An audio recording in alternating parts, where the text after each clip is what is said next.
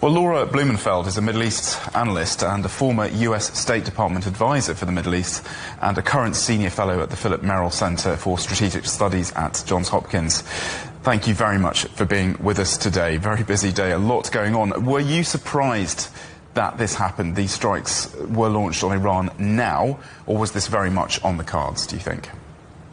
Well, I think that when you flex muscle, which is what Israel was doing, and frankly Iran, sometimes when the shirt's too tight, you pop buttons. And I think that so much tension has been building up really since October 7th, since Israel and Iran have already traded tit-for-tat strikes. So yes, Friday the 13th is a fateful day in Israel's military history and Iran's, but it really was 30 years in the making. If you go all the way back to the time that Prime Minister Netanyahu, who was just a young Israeli leader, made that his kind of raison d'etre.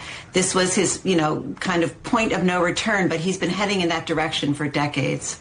And do you think that Israel has achieved its targets? How much has this attack likely to have diminished Iran's nuclear program in a way that makes Israel feel safer? And were they likely, given the recent IAEA warnings about the strengthening of the nuclear program? Yeah, I think that there's some real tangible military accomplishments here, and there's also some symbolic success as well. I mean, just talking about what kind of targets that they struck and were successful with, there were from personnel, there were at least 3 top generals from Iran that were taken out, 2 nuclear scientists. Also, in terms of military infrastructure, they managed to damage one of the main nuclear enrichment sites and several other military facilities. And finally, from an intelligence point of view, this wasn't only military dominance, but it was also an intelligence coup, which, as we all know, since October 7th, Israel's been trying to work their way back up from what was a massive intelligence failure. I think it was also a symbolic victory. Look, the operation is called Lion Rising. Lion is a symbol of Israel. It's the Lion of Judah. But the lion is also on the flag of the Shah, the leader of Iran before the Islamic regime took over. So I just wonder if part of this is also, the question still remains, is this about a decapitation of the regime? It's certainly, with the name of the operation, meant to inspire Iranians to take their kind of government back and make it for the people. So hugely symbolic.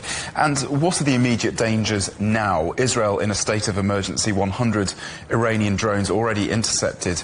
How big could the backlash be? And are groups like, Hezbollah, Hamas, are they in any position to join Iran in retaliating against Israel? Well, I think that Hezbollah has already said that they won't retaliate, which of course was always the Iranian regime's life insurance policy. But there are, grave dangers ahead. I mean, on the one hand, you could say the response team from Iran is dead. So perhaps Israel doesn't have as much to worry about because Iran has been significantly degraded by this preemptive attack. On the other hand, as Steve Witkoff, Trump's, special envoy for just about everything, warned, there could be a mass casualty retaliation.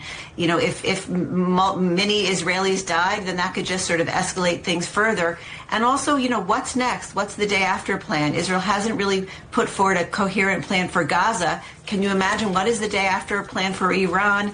Will sort of radicals end up sort of fracturing, and will we have something that looks like ISIS spreading back across the Middle East? There's a lot at stake today. This morning, people, at least in Washington, where I'm sitting, are optimistic. As Trump said, it's looking excellent. A lot at stake on this Friday 13th. Laura Blumenfeld, thank you so much for joining us. That's Laura Blumenfeld, former US State Department advisor for the Middle East.